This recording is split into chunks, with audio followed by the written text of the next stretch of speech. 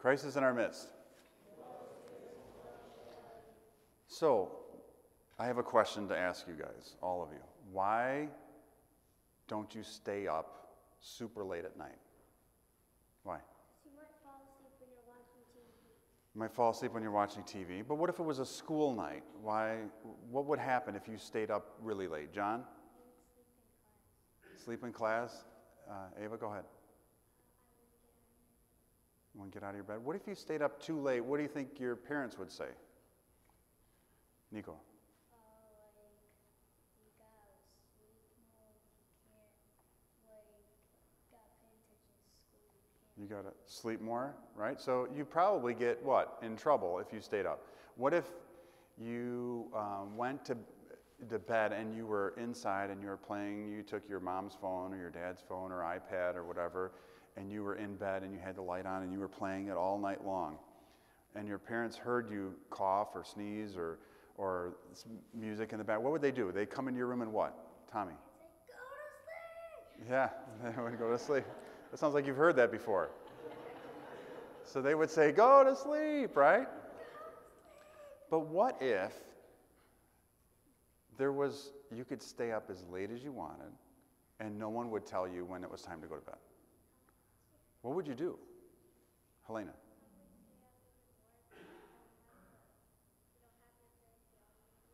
Right, you stay up even more because you don't have your parents yelling at you, right? So you would kind of do, what if there was just ice cream in the refrigerator and your parents said, hey, I know it's dinner time, just eat whatever you want to eat. What would you do? You pull out the ice cream and you probably sit there and they say, well, you can have a big bucket of ice cream, it doesn't really matter, or you can eat a whole bag of potato chips and you can drink a 2-liter of Coke. It's not a problem, just go ahead. So if we didn't have people, our parents, telling us what to do and trying to help us so that we didn't make mistakes, we kind of do whatever we wanted to do at a young age, right? I mean, kids, you think about it, if there was broccoli and a bowl of candy, everybody would take the candy, right? Okay, I'm sure you would.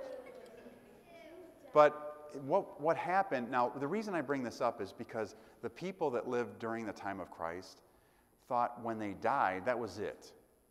Most of the people. They thought, I live and then when I die, it's over. In fact, we even see that today, that some people just kind of live like, who cares? When I die, it's all over. Who doesn't matter? And if you have an attitude like that, and if you think when you die, nothing's going to happen. No one's going to say, why did you do this? Or, why were you mean or whatever? Then people would just kind of do whatever they wanted to do. And during the time of Christ, Christ came specifically to tell people, be careful what you're doing because you would just do whatever you want to do. So you have to understand that Jesus, in all the things that he said and how he spoke, was to tell people to be careful how you live your life because when you die, there's another life after that. So the people who he loved knew that. They knew that there was a life after they died, but they didn't quite understand that the life was Jesus, that Jesus is the one that offers life, that God is life. It's not something you buy. It's not something that you get a key to. It's not something you can get on eBay. It's life after this life is being with God because God is the source of life. So when we're with God, then we receive that life. So today is the Saturday of Lazarus, where we remember Lazarus dying. But how many of you have backpacks that you take to school or somewhere? And how many of you take a lunch in those backpacks? How many of you have come home so happy to be away from school that you left part of your ham sandwich in your backpack and it's been in there for a couple days and then you open it up and you're like, oh, or whatever, or something somewhere. You might even get into your parents' car and you're like, what is that? And it could be something that you dropped in the back seat 2 weeks earlier, now that in the nice warm sun has made a terrible smell. In fact, in my car once, we had a chocolate milk. And of course, in order to get the sediment off the bottom of the chocolate milk, you have to shake the chocolate milk, right? But if the cap is not on good, when you shake it, it goes all over inside Father Peter's car. And on a nice hot day, trying to get chocolate milk. Have you ever smelled old milk? Yeah.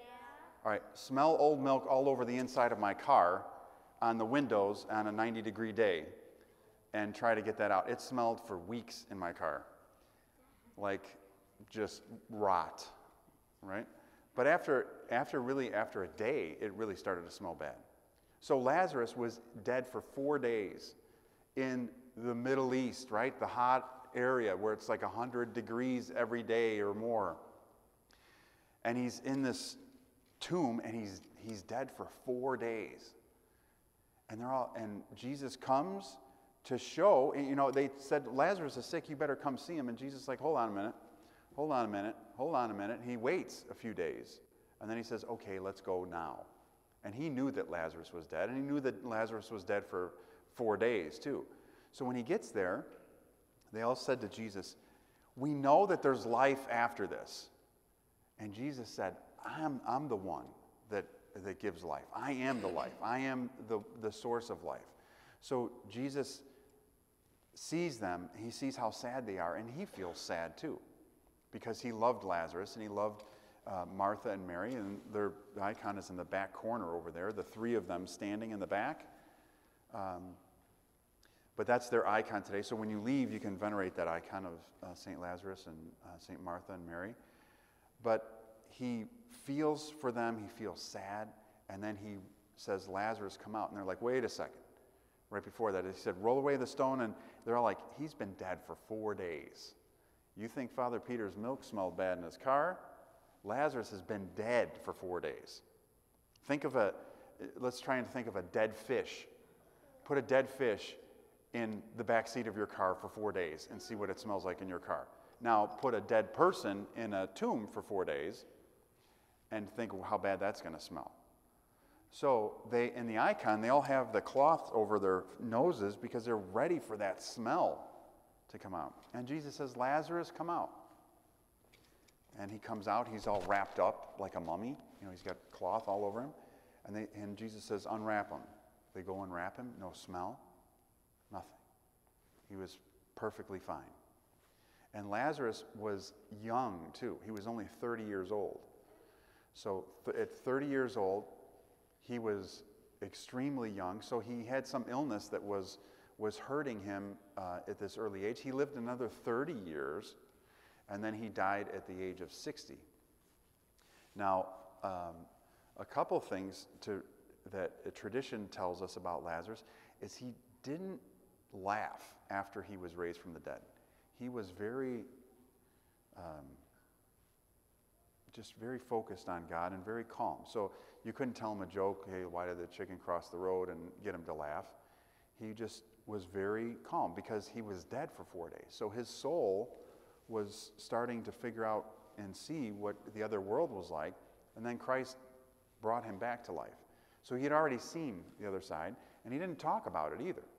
He didn't talk about what happened, but he didn't laugh. And there's one story where he smiled. And when he smiled, he saw a man stealing a pot, a clay, like one of these things here, like a thing. And a man was stealing the pot, and he was running, holding this pot. And Lazarus smiled. He smirked, and he said, "Ha, clay stealing clay." In other words, we're made from the dirt, right? God made us from the dirt. And he said, clay stealing clay. In other words, a man who's made out of dirt stealing something that's dirt. And that was the only time that he was noted to smile. And it wasn't smiling out of happy that this man was running down the street with a clay pot. He smiled like, this man just doesn't understand. And it was more of like a smirk smile.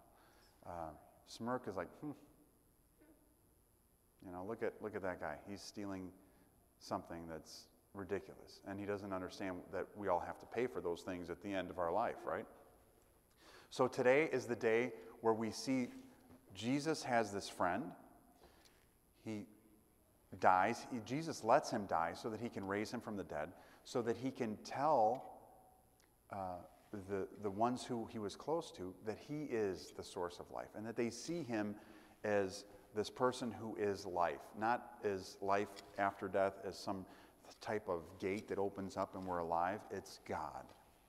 And Christ was the source of that at that instance, showing them that Christ is the light of the world, that he is the one who gives life through his communion with, or being God with the Father and the Holy Spirit, that all the Father, Son, and Holy Spirit work as one, because they are one, to bring Lazarus back to life, and to teach the people that he was close to that now they understand that it's not the end.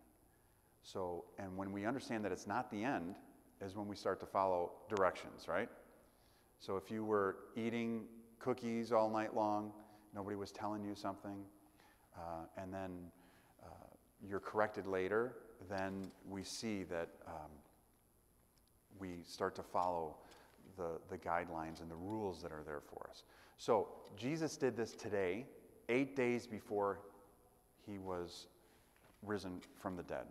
So he did it right before he was crucified, right before he was betrayed, so that now he can show all these people who love him that things are going to get really bad, but they're going to be okay in the end. So God did this, Jesus did this as a gift for us, to remember that there's no end.